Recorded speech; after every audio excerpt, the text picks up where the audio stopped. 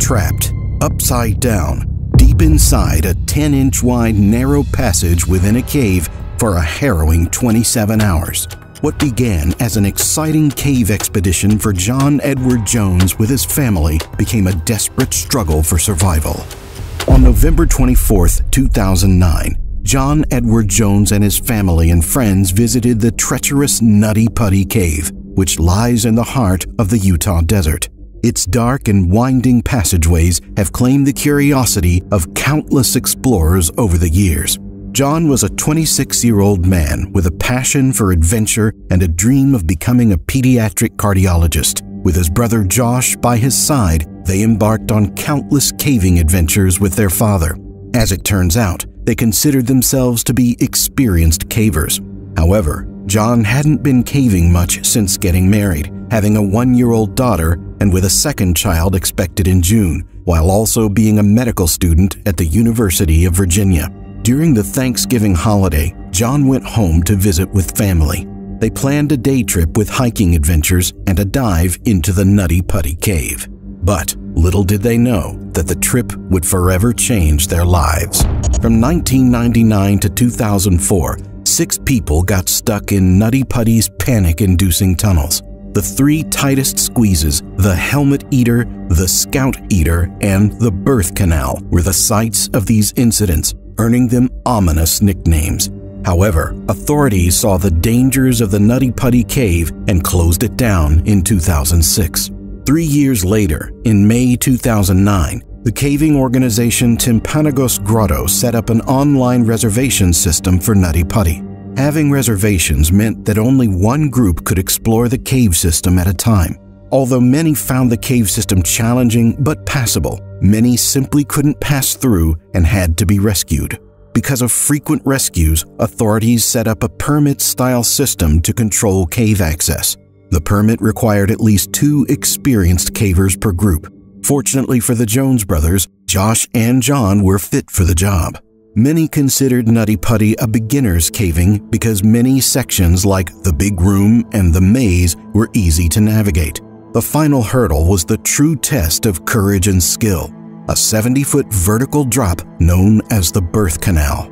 Even as cavers knew the challenges of Nutty Putty, many would still get stuck, allowing panic and fear to take over. The cave system quickly became a well-known marvel thanks to its aptly named cave sections and narrow passageways. As explorers delved deeper, they navigated through tight squeezes opening into expansive rooms, making for a thrilling underground journey. Though it seemed like the Timpanogos Grotto was efficiently managing Nutty Putty's risks, a terrifying event would soon change everything. Their preparedness couldn't account for human nature. It was a chilly Tuesday, just before Thanksgiving.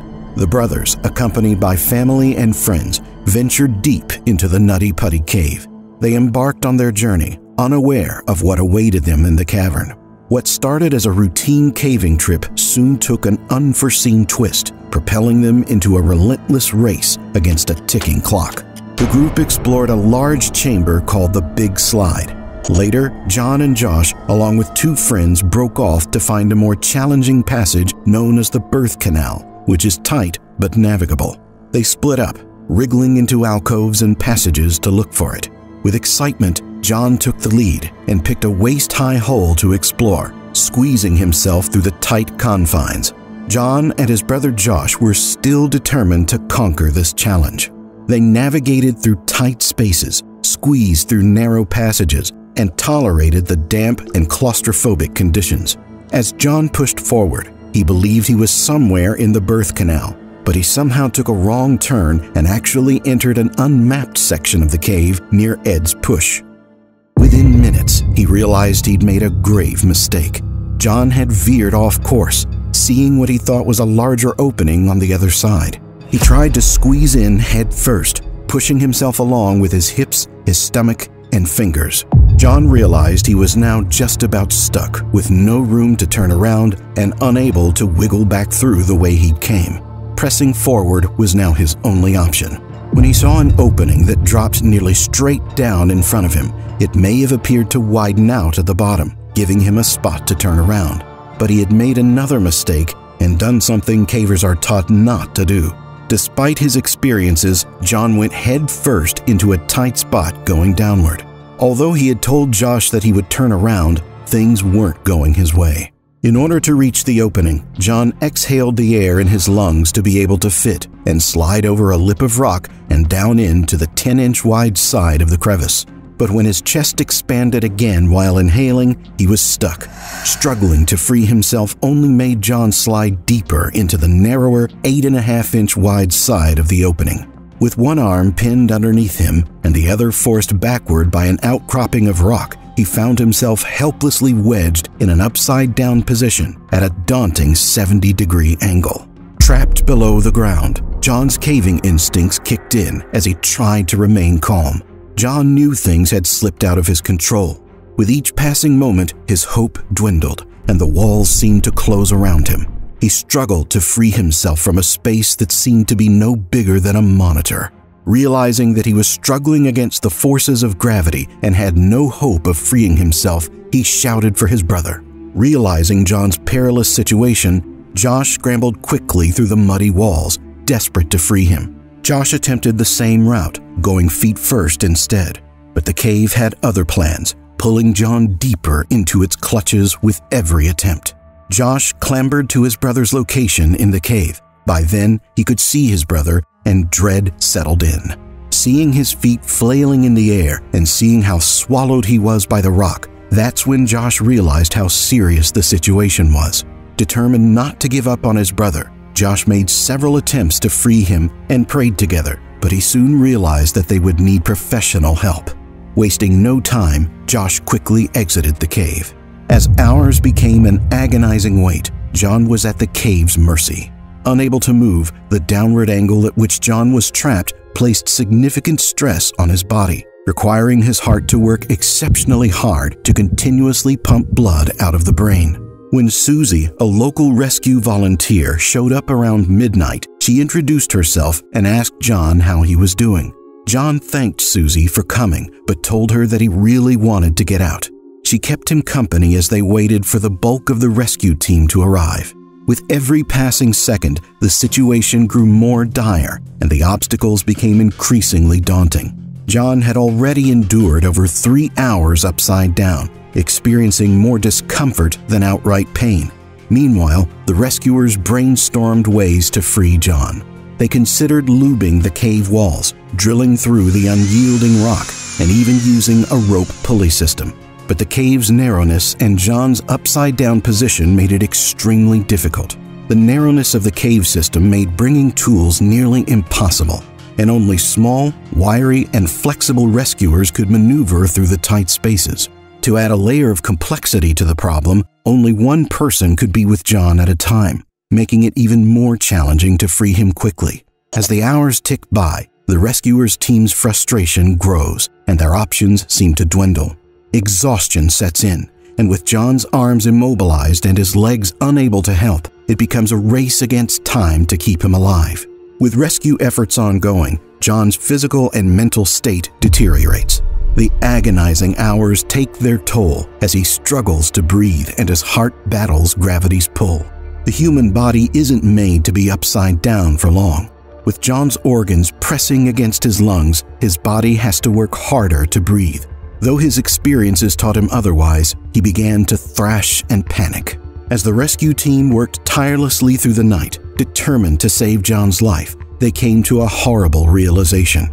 The angle of the tunnel meant they couldn't bend John's body backward without likely having to break his legs. In his weakened state, the shock would potentially kill him. Yet, in a heartwarming moment, the rescuers were able to send down a device for John's wife to connect with him through a two-way cable radio. Their emotional conversation provided a glimmer of comfort in this dire situation. Finally, the breakthrough they've been desperately waiting for arrives. The rescue workers decided to install a pulley system anchored to the tunnel's walls with a series of climbing cams to pull John out of the hole. With 8 men working in perfect tandem, they began the challenging task of pulling him up. Each pull is met with excruciating pain, thanks to the highly sensitive nerves in his legs, but they push through, inch by agonizing inch. Since 19 hours had passed, John couldn't move his legs to help the rescue team maneuver them to the side. Because his time was running out, they considered breaking his legs to free him. But still, things seemed to be going well, and progress was slow, but still progress. But then, disaster struck. As the team pulls, the rope snaps. A stone arch holding the rope shatters, and the nearest key bolt breaks off, hitting John's closest rescuer, Ryan, in the face. The entire team fell backwards, and John had slid deeper back into the crevice. With Ryan seriously injured and exhausted, a new rescuer takes his place. The tension rises as they desperately try to reach John again. He's now completely unresponsive to their attempts to contact him. The clock is ticking, and the odds seem stacked against them. Dave, Ryan's father, spent an hour re-establishing the pulley system. While trying to tie the rope back onto John's body, he got himself stuck in the same tunnel for nearly 15 minutes. Eventually, he freed himself, but with his energy spent, things didn't look good. John was barely breathing and remained unresponsive. He had gone into cardiac arrest.